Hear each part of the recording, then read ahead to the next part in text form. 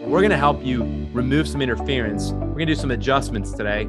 And so you can start to understand that for you truly to become the CEO, to have a remarkable practice as part of a remarkable life, not instead of one to do remarkable. It's all about the skills, it's about the functions, and it's all about your team.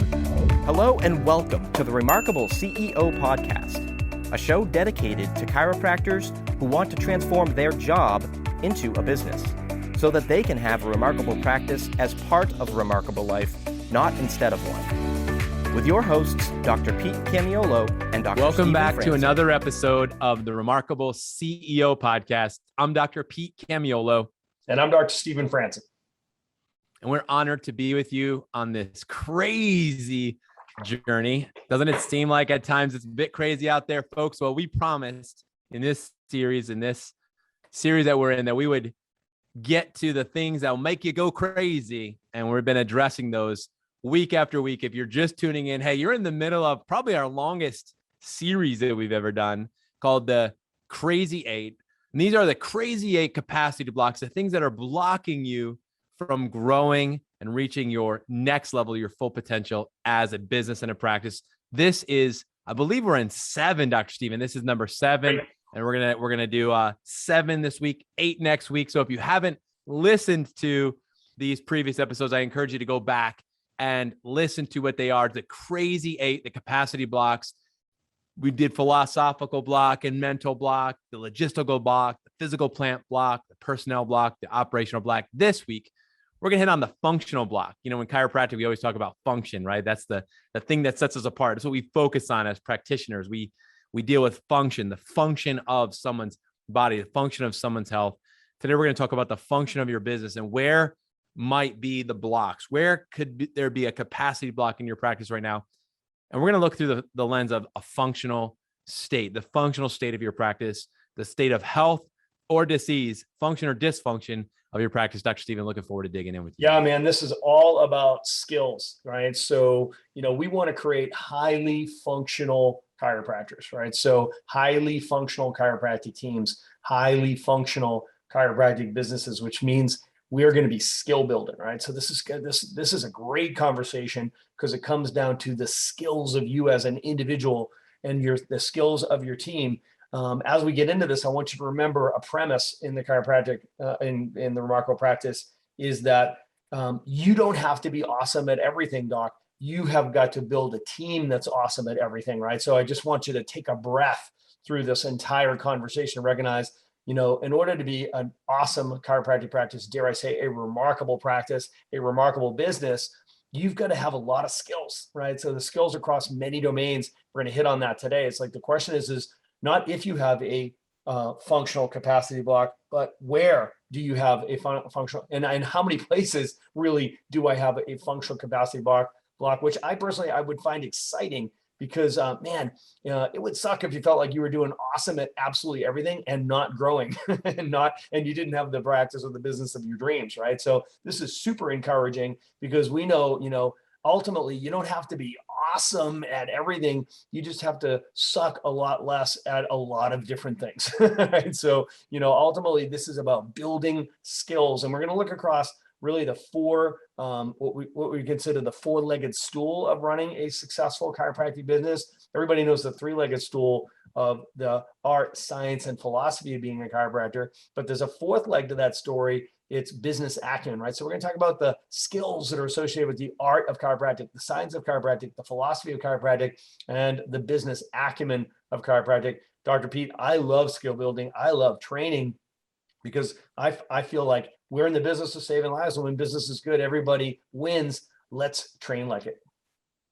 Yeah, this is such a powerful discussion to have about skills. We talk about, A players. I go right back to A players. You want to have the person that shares your vision, has the heart, that you have the same heart on the mission. Number 2 is they have talent, right? Talent's God-given, but they've got the talent. The third one is the skill, and that's a variable that's influenceable. Like you can influence that. And I think one subluxation that can happen is you can get the right person, right, on a team. You can have even the right, put them in the right place. But if you don't have them trained, right, if they're not properly trained, they're not properly onboarded, properly being trained and developed, that's where things can go awry. And you realize that you can bring in an A-level talent, you can have A-level people, but if you don't have the A-level systems, A-level training, you don't have that to support it. This is where the issue comes in. So you can have the talent, you can have the heart, but the skills need to be developed. And just because you had skills in another industry, when you come to the chiropractic space, it's a very unique skill set. And I liked how you said that you don't have to be awesome at everything, but you need to have a team that's awesome at everything. And there's a lot of things to be awesome at if you want to have a remarkable practice. So we recognize this, and there's a lot of layers to this. So obviously we can't get into every single skill set. We're not going to get into it all today, but I think we're going to hit on the things that are, from a business acumen perspective, you have to have. We're really talking about, Dr. Stephen, the day-to-day function. What does it look like to day in and day out consistently do the things well that we need to be doing well to run a remarkable practice? It's not about having this big kind of like breakthrough. Oftentimes it's honestly, a lot of it's about, hey, we're doing the fundamentals consistently well.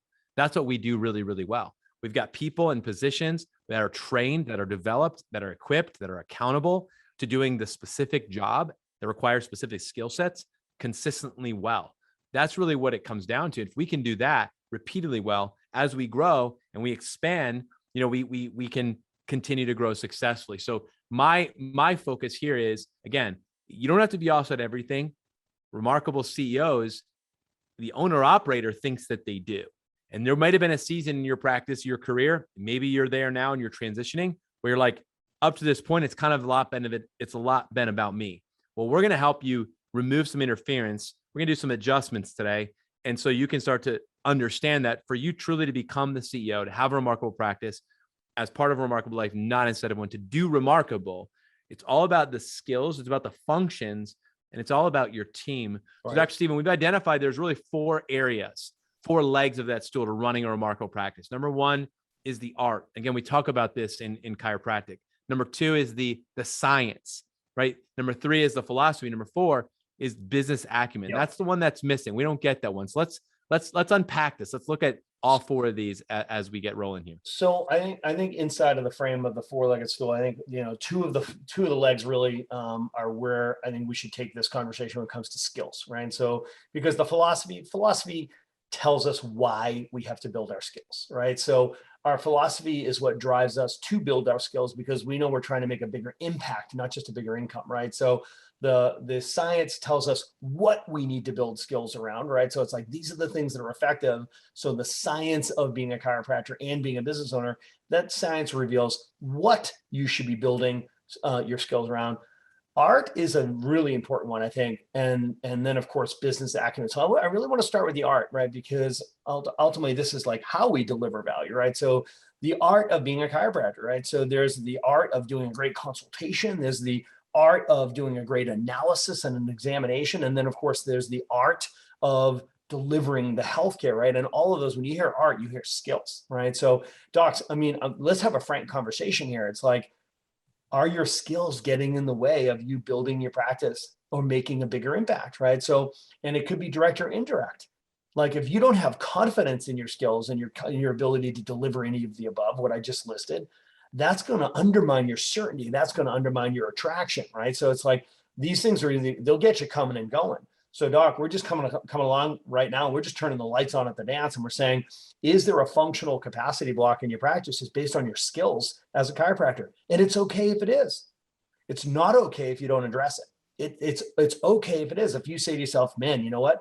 I was never really taught how to do a really compelling and effective and useful consultation process. It's like, that's it. That's something that we can teach you how to do. It's outside of the scope of this conversation, but Dr. P, that consultation is everything, right? To be able to create an empathetic connection, to build trust, and to get a person, to feel like they're in the right place so that they'll actually become available, hear the truth, and move forward with your care, right? So that's a skill, right? And that's a skill, of course, that we unpack in depth in the remarkable practice systems, right? Of conversion, right? But then there's the skill of delivering an analysis, right? So everything from the complete examination to your, chiropractic analysis. So, as a gondroid, my analysis was everything. It's how to scope a patient, how to motion palpate a patient, how to static palpation, how to take an x-ray, how to read an x-ray, how to extrapolate from a patient's consultation, what's going on with their case management, right? Putting all these things together, that's a skill set. And it's a skill set that fed my conviction, right? And it's conviction that drives your conversions, right? So that's a skill that, maybe that's the skill that's getting in your way, or maybe it's the delivery of the care itself. Maybe you weren't blessed to go to a school that really focused on the actual delivery of chiropractic, the specific chiropractic adjustments. I grew up at Life University, and I grew up at Life University, right? This is where I had Grostic teaching me upper cervical, right? So, where I had Fred Barge teaching me my philosophy. I was at Mount Horeb with the Cox brothers 17 times teaching me how to set a fifth lumbar on a knee chest table, right? So, I had legends teaching me how to read an x-ray and how to adjust, right? So steeped in the how do I deliver the art of chiropractic, the actual adjusting itself. Dr. Pete, when we talk about skills, man, we could talk for hours on, maybe this is a capacity block in your practice, so we need to unearth that. We need to shine a light on that and recognize, hey, you know what? We're coming to a brand new year in 2022. Maybe what Franson just listed there was 2 or 3 things that I need to build my skills and remove that capacity block from my getting to the next level of service and impact in my community. Okay, let's take a quick break and talk about Chiro Matchmakers. Chiro Matchmakers will help you find the right person for the job. If you're looking to hire the ideal chiropractic assistant, Chiro Matchmakers will help you find the specific person missing from your team so that you can get back to using your talents to serve more people. Or if you're looking to hire the ideal associate doctor, CMM can help. Chiro Matchmakers helps chiropractors like you find the ideal associate doctor to unlock your practice potential and get you the freedom that you desire. To learn more, go to chiromatchmakers.com. And now let's jump right back into our conversation.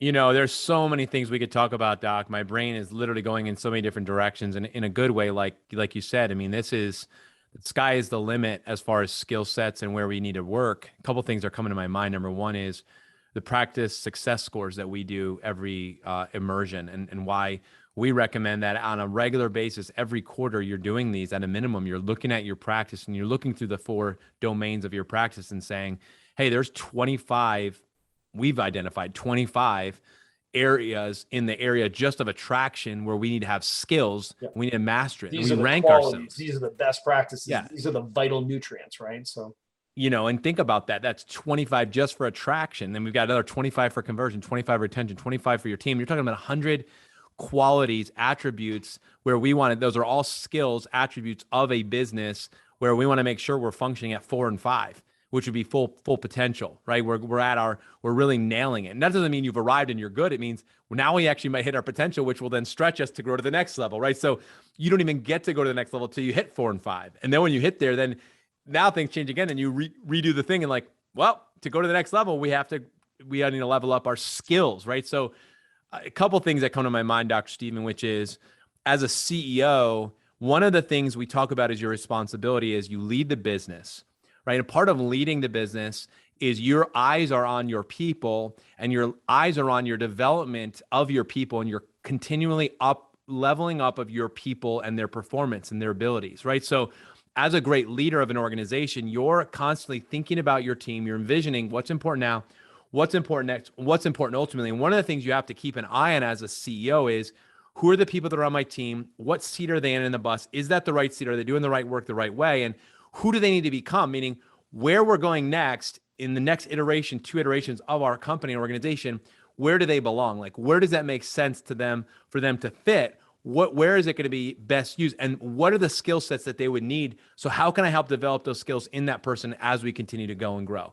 That's the whole concept of, as a CEO, you're thinking in 3 frames of time: now, next, and ultimately, and you have to live in that space. And so as you analyze and assess your business as it's 4 domains, I'm thinking 4 legs, 4 domains, all these things. You're looking at also this concept of competency, Dr. Stephen, which I know we're going to unpack this in a minute, but we need to really be thinking through this, guys. So break out your practice success scores. Look at what you guys have rated as far as this last year in 2021. If you're listening to this when it's being released real time, look at this year, reflect on this year, assess how are we functioning this year in the 4 domains. What did we say after we went to the immersion in January? What did we say after the April immersion? What did we say after the June immersion? What did we say after the October immersion? Where did we say we were doing? How are we doing now? Let's do an assessment of the skills, the functions in the business, and saying, where do we need to increase our skills? You gave 2 or 3 examples, and all of them, I was like, yep, we probably could get better at all 3 of those. Well, if we gave you 10 examples, you'd be like, I think we could get better at all 10, right? So the question isn't where you can get better, because like you said, it's not do we have a functional block? It's where do we have a functional block? But as a CEO, where we need discernment and wisdom is where do we need to focus right now? What's the most important area for us to focus from a functional perspective that's going to help us move our business forward to the next level? That's the area where you need to hone in as a team. And as a CEO, looking across the domains, looking across all divisions of your company, looking at all the players on your team, where does each area need to focus skill set development so that we get better across all 4? So we're not having this 3 spinning plates and we are crashing to the ground, but we've got things continually improving. Dr. Stephen, this is the essence of the CEO program, I think, in many ways, right? The CEO, the COO, the org chart, the accountability grid, all these things we've been talking about in this series really comes to a head when it comes to the analyzing of our function, our capacity, and where the blocks might be. Yeah, I love that you framed the business acumen, the 4th leg of the 4-legged stool, using the success score analysis, which is part of our clinicoscopy process, right? So where we look at a practice and we discern, how is this business operating, right? So do they, from a functional perspective, do they have these components in place across the 4 domains of attraction or marketing, conversion or sales, retention or value creation and delivery of value, and then of course team building, right? So we look across those 4 domains and say, are these elements in place, right? And we identified 25 what we would consider essential nutrients, right? So these things have to be in place. If they're not in place, you have a deficiency, right? So we look across them and we say, are they in place? Check. And then it's, if they are in place, grade yourself on a scale of 0 to 5, like where are you as far as are they optimized? So this is really an optimization question, right? So your first thing to ask yourself is across those 4 domains, you have 25 essential nutrients in each of the 4 domains. That's 100 essential nutrients, right? And you look and be like, okay, now I'm going to audit my practice and say, is it in place? Yes or no. If it is in place, then grade it. How, is it optimized? 5 being genius, 0 being hopeless, right? So grade yourself. And that's a way for you to look and be like, oh man, we could really just skill up in so many places. Honestly, there's probably going to be anywhere from 50 to 80 of these things are like, oh my gosh, there's so much room for improvement here. And again, we want you to find that to be encouraging, right? Because remember, this is all about how do I reduce the capacity blocks? In other words, how do I increase the capacity of my practice? And it's probably not just one thing. And the beauty of this is most of these things are compounding. They're not just, additive. They're multiplicative, right? So especially if you go further upstream in the patient's process, imagine fixing your attraction with new patient lead generation. Man, you fix that and how that changes all of the metrics downstream, right? In a major way, right? It's a geometric increase, right? You improve your conversion percentages. All of a sudden you're dealing with more active patients to take good care of. And that of course has a compound effect downstream. So I want this to be encouraging, guys. The further upstream you go, the bigger impact you make, but every single improvement counts towards the whole, right? So Dr. Pete, the takeaway message for me, for everybody on this is to recognize that this is a fitness issue, right? It's all about getting better and better and better. You don't arrive, right? So we're always trying to kick the fences back and build our skills so we can build our business, right? If we build our business, we build our impact. So, I love the expression, there are 4, the teaching construct of the 4 stages of competency, or otherwise known as the master's learning curve, right? So the 4 stages of competency are, the first stage is subconscious incompetence, where you don't know you suck, right? You have no awareness whatsoever, right? So then you move into this stage of conscious incompetency, where at least you know you suck, right? So, and then you move from this conscious incompetency to the next stage, which is conscious competency, where you can do it, but you have to think about it to do it. And you have to think about it to do it right or do it well, right? And then there's the final and the fourth stage of this master's learning curve, which is where you move into subconscious competency, where you don't even have to think about it. You can do it and you can do it well, right? It's just part of you. It's just part of your nervous system. And that's where you gain mastery, right? So I love this ascension, Dr. Pete, as somebody who's passionate about training and developing myself and others, right? I've just always admired this trajectory and how people can just get so much better over time if they're consistent and they do the work over time, man, and how the implications of this for their life and for their business is just extraordinary. But I will say this one thing is, in my experience, so many chiropractors get stuck, or their teams get stuck, vacillating between this conscious incompetency and conscious competency, the second and third stage of this master's learning curve, where they vacillate between those and they don't push through to get to that last stage where they actually achieve mastery, when they own it, right? Which is nice. When you own it, it's just part of your nervous system. This is who you are. This is how you behave. This is what you do. So I'm just going to encourage everybody. Here we are, end of year energy. Do this audit of your practice. Get a good sense of, where are we right now as we look across attraction, conversion, retention, team building. Do the work. Do your audit, look at yourself and say, where can we build our skills, and lean in, right? And say, in 2020, man, this is where we're going to take our skill sets from simply being competent to being masters, and watch what happens to the capacity of your practice. Thanks for listening to this episode of the Remarkable CEO Podcast. Remember, what the world needs now is chiropractic, and what chiropractic needs now is more successful chiropractors. If you like this podcast, please subscribe, share with a friend, and leave us a review. And if you'd like to connect with us personally, direct message us on Facebook, LinkedIn, or Instagram. Now go and be remarkable.